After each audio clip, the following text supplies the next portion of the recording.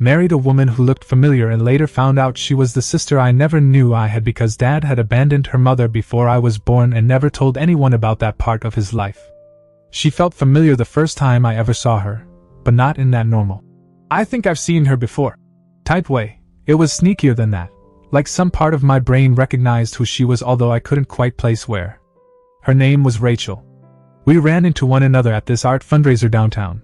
My buddy Nate dragged me out when I wasn't feeling like socializing, didn't want me to just stay home and brood about my most recent breakup, needed to get some real air. I'm not really into that kind of scene, but Rachel was standing there in this blue dress, sipping wine, laughing at some guy's terrible joke, and there was just something.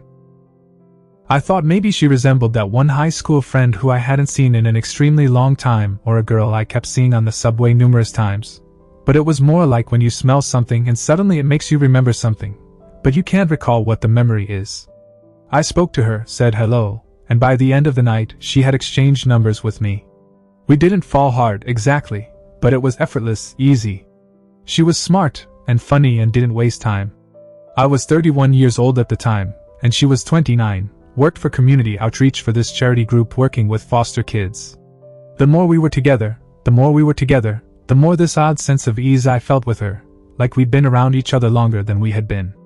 I remember that night, maybe 3 months in, that we were having a movie marathon on my couch, and she was asleep with her head on my shoulder, and I just stared at her, not in a creepy way. Just really intensely. The way that her lips curled up at the corners when she was relaxed, the little dimple on her right cheek, and I found myself thinking, she looks like someone. I actually said the words out loud, like an idiot. She moved a little bit and asked who, and I shook my head and said, "No one, never mind." And then I kind of pushed the familiarity thing out of my head. We'd only lived together about 10 months in when marriage was thrown around as a joke, and then finally seriously. And then we just went ahead and did it. Small ceremony, some friends, a beach house in Oregon. My parents weren't actually in on it. My mom passed away years ago, and my dad's always been distant. He sent a card. Didn't show up. That wasn't a shock. He's always been detached. Never talked much about his life before my mom. Told us he had no siblings, no relatives to speak of. I thought it was no biggie, some people are just like that. Rachel asked Rachel a few times why he hadn't gone to the wedding, and I told her he was sick, which wasn't the whole truth, but it wasn't a lie either. I just didn't want her to have seen the part of my family that was missing and chilly. Flash forward a year or so later. We were trying to have a baby, we'd started shopping for houses, things were moving. Then Rachel gets this ancestry kit from her job as an office team building exercise. I had no idea she'd submitted it. She's always been curious about her roots, said her mom never told her much. Her mom had passed when she was a teen, raised by her aunt after that. She always thought her dad left before she was born, never knew who he was. Then one Saturday, I'm in the kitchen scrambling eggs, and she walks in holding her phone, pale as hell. She says to me, "Ethan, my results just came in. I matched with someone, a close relative. Like really close." I asked who, hoping maybe a cousin or something. She just stares at me and whispers, "Your dad." I laughed first. I really thought she was kidding around. I said to her, "My dad? Like my dad? James Hunter from Tacoma?" She nods and turns the screen around, and eyes. There he was, James Hunter. Father. 99.9% match. I released the spatula. I didn't believe it. I thought it had to be some kind of glitch, some fucked up test. I took one myself that same week. Came back just the same. Full siblings. Half from the same father. I don't even know how I lived through those days. I think I stopped eating. I remember staring at the wall above our bed for hours like it would be significant. Rachel wept the second night, and I couldn't help her. How do you help someone who you are part of? It made me sick. Our whole marriage was like some kind of horrible accident we didn't see coming. I called my dad 3 times before he picked up. I didn't even greet him. I simply asked, "Did you ever have a daughter before me?" Silence. Long silence. I thought the call had dropped. Then he responds, "Why are you asking that now?" That now burned into my mind. I screamed at him. I screamed so loudly Rachel had to take the phone from me. He admitted it, informed me he had a girlfriend before he met my mom, got her pregnant, broke up. Never mentioned it. Never called. Said he was scared and stupid and 21. Said he thought the baby was a girl but didn't even know her name. Said to me, "I'm sorry, Ethan, I really am." But I did not care. That did not cut it. That did not take this away. Rachel hugged her knees on the floor for hours. We couldn't even look at each other. Undefined, and I kept thinking, over and over, this can't be real. Undefined, this cannot be my life. We did not talk to each other for 3 days. Not a word, not even hello.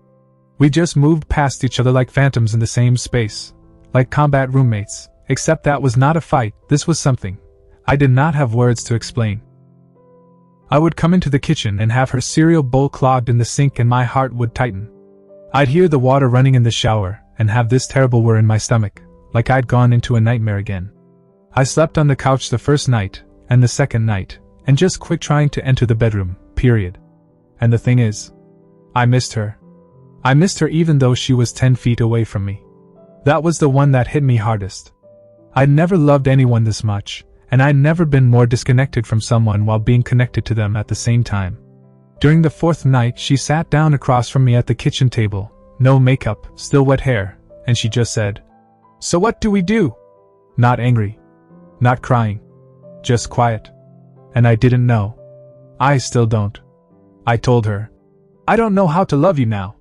And as soon as I said it, I wished I hadn't, because I saw something in her face shatter.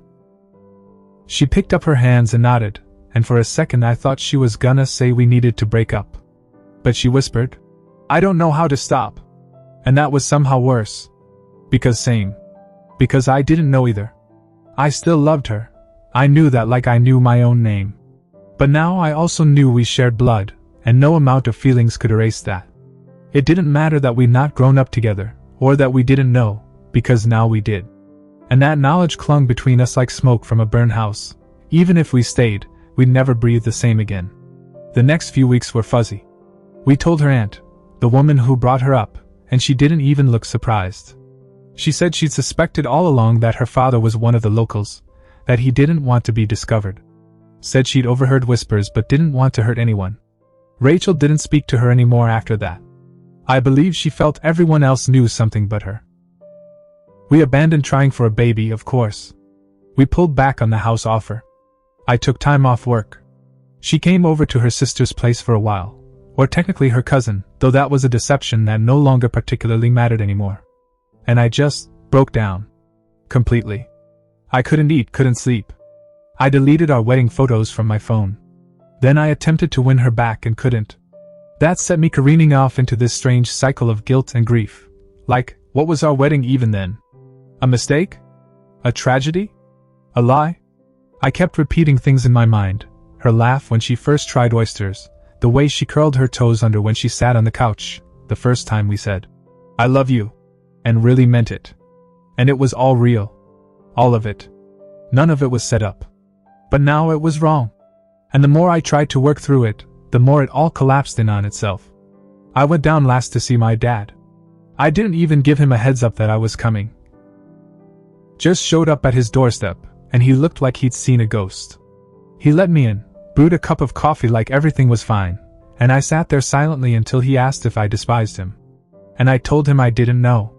I didn't even know how I felt at that point. Angry? Disgusted? Maybe. But mostly just empty. I asked him why. Why he never talked. Why he let that little girl grow up without him. And he looked directly at me and said, "Because I was cowardly. Because I believed it would ruin the life I had made." I did not say anything. There was nothing to say. He ruined it anyway, not his, but mine and hers. Rachel came back 2 weeks later. We did not touch.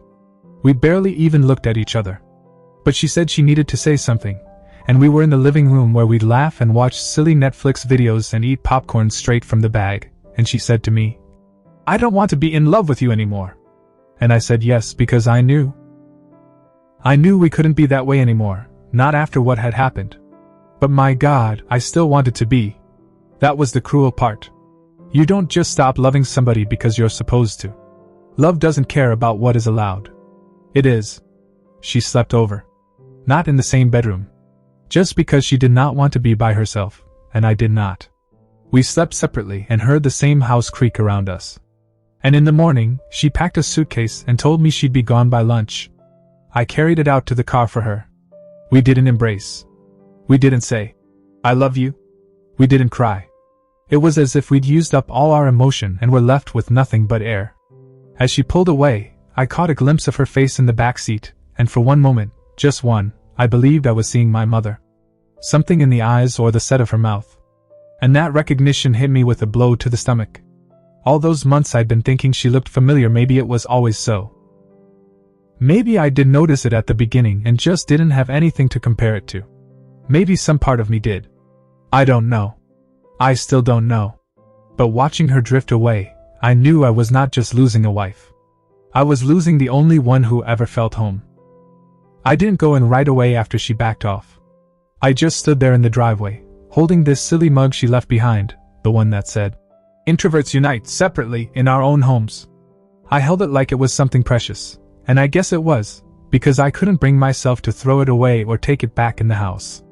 I simply placed it out on the porch as if she would come back for it. She did not.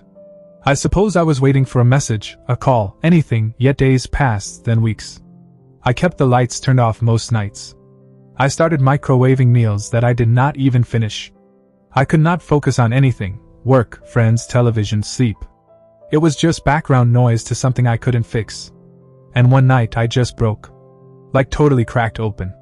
I was brushing my teeth, of all things, and I caught a glimpse of my face in the mirror and thought, I married my sister. I said it aloud. I married my sister. And I just began sobbing. Not silent tears. The kind of weeping that starts in your stomach, that doubles your whole body over. I fell to the bathroom floor and just stayed there for I don't even know how long. I'd never felt shame like that before. Not guilt, not even sadness, shame. Like I was something disgusting. I couldn't help but rehash every moment with her, looking for signs, clues, anything that could have warned us. But there hadn't been any. There just hadn't. I hated that. I hated that we were good together. That we worked. Because what does that even do now? What is love when it ends up being based on something that was never supposed to be? A few weeks following that night, I finally called my dad again. I did not want to, but I needed answers, not for myself, but for her. I needed to know what he remembered. What he ran from. He said Rachel's mom's name was Denise. I did not know anything about her. He said they were together for almost a year, that she got pregnant young, and he panicked. He told me his own dad said he'd disown him if he didn't stay away from her. And he did. He stayed away. And then he met my mom. And he buried it all like it never happened. I asked him if he ever curious about her, about Rachel, and he said yes, sometimes, but it was just easier to pretend it never happened. I wanted to hit him. Like physically hit him. But I did not. I just told him. You destroyed us. And he did not attempt to deny it. He just said, I know. That was the last time I spoke to him. I blocked his number after that. Some people do not deserve second chances. A few more months passed. My friends stopped asking me how I was because I think they could tell that I had nothing more to say. It's hard to explain to someone what it's like to lose someone twice. Because that's what it was. We broke up, yeah, but I lost a sister too. And not just the potential for a sister, her. Rachel. The woman who knew I took my coffee, who laughed at my bad impressions, who cried with me on the floor once after a miscarriage. That did actually happen, by the way, the miscarriage. 4 months before everything got out. We'd been trying, and when it happened, she took my face in her hands and said, It's not your fault. Over and over, like she was consoling me. And now I can't even recall that moment without this sick twist of confusion and grief. Like how do you even categorize that memory now? What is it? Grief? Incest? A dream we didn't know was doomed? I started going to therapy finally. I didn't want to, but I was tired of feeling like I was walking around with no skin. My therapist said trauma doesn't care about logic, that you can't reason your way out of something this complicated. She told me shame loves silence, and that was true, because I hadn't said anything to anyone except for her. Not Nate. No one. I mean, how do you even tell someone? Hey, you know my wife Rachel? Yeah, it turns out we share the same dad. Crazy, huh? I couldn't do it. So I was silent. I stayed in that house that was no longer safe in memory. I started boxing up her things, slowly. Like one drawer at a time. I'd find her hair ties in the bathroom, her handwriting on old grocery lists. I even found this Polaroid of us on the Ferris wheel in Santa Cruz. She's got this huge smile on her face, arms around my neck, and I'm looking at her like I just found heaven or something. I stared at that photo for a long time. I still have it, in the back of a drawer that I never open. I don't know why. Perhaps because some part of me still requires proof that it was there. That it was real. That it made a difference, though it shouldn't have. The thing is, I dream about her sometimes still. Not in a romantic way. Just her, sitting opposite me, sipping coffee, discussing her day. And in the dream, we don't know. In the dream, none of this has happened. And we're happy. And then I wake up. And the silence is noisier than anything. Last week, I saw someone who looked just like her. I was grocery shopping, buying apples or something. I don't even remember what, and I looked up and there she was, down in the dairy aisle, same height, same tall brown hair, even walked like her. My heart stopped. It was like my body didn't know anything that my mind already knew. I took a few steps closer before I saw it wasn't Rachel. Not by a long shot, anyway. Just enough to start something. I didn't take the apples home. I sat in my car in the driveway for over an hour. I don't even know what I was doing, thinking, I guess. Or trying not to. It's been almost a year now that she's been gone. They believe the wound contracts, but it doesn't. You simply grow around it, like scar tissue. I haven't gone out with anyone yet. Not out of fear, but because there's a part of me that no longer feels available, like a part of me closed up shop and hung out a "Don't come back" sign. I'm not angry with her. I'm not even angry with my dad anymore, which surprises me. I suppose I just eventually ran out of anger. You can only burn so hard for so long before the flame dies out, and all that's left is smoke and the smell of something you used to love. I wonder what would have been if. I sometimes pretend there is a life where she was just a friend I met at that art benefit, somebody I smiled at and moved on from. Or maybe in some other universe, we didn't know who we were right from the start. Grew up across town from each other. Had bitter holiday reunions. I'd still love her, of course I would, but it wouldn't hurt like this. She reached out once, maybe 5 months ago. Just a message. "Hope you're okay." That's all it said. I looked at it for 20 minutes. Typed out 5 different replies. Deleted them all. Finally, I just typed, "You too," and left it at that. She never replied again, and I didn't expect that she would.